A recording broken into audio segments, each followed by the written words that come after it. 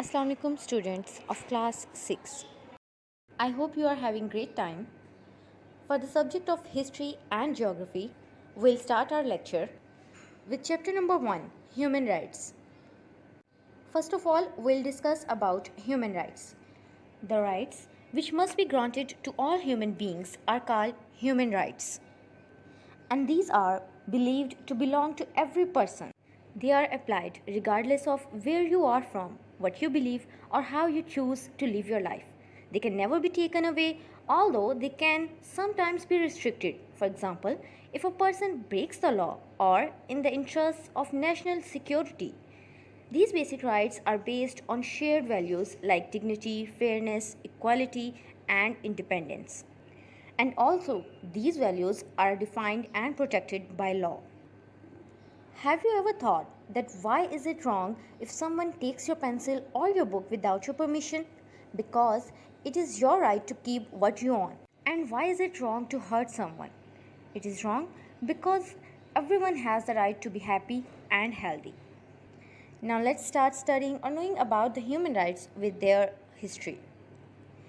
The concept of human rights is as old as human beings themselves.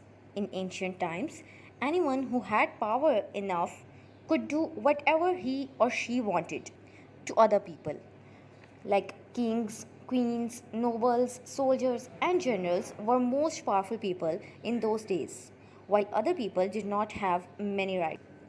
Let's just look back at the history and find out who were the people who worked for human rights. Here we have a name, Cyrus the Great, also called the Elder by the Greeks, who ruled Persia from 559 BC to 530 BC. Believed in granting religious freedom to the people of the countries he conquered. Some commentators of the Quran consider him to be the mysterious Zulkarnain, who is mentioned in chapter 18, Surah Kahf of the Holy Quran. He freed the slaves, declared that all people had the right to choose their own religion, and established racial equality. So Cyrus is one of those people who worked for the human rights, and his reign is considered an example for ruling with tolerance.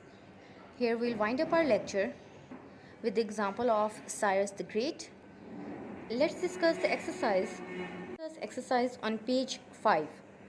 Here, question number 1 is about what are human rights. Answer to this question is on page number 1. Those rights which must be granted to all human beings are called human rights, and they are very important for a modern society. 2. Who were the most powerful people in old times? We can find the answer to this question in paragraph 2. Kings, queens, nobles, soldiers, and generals were usually the most powerful people in most societies in those days.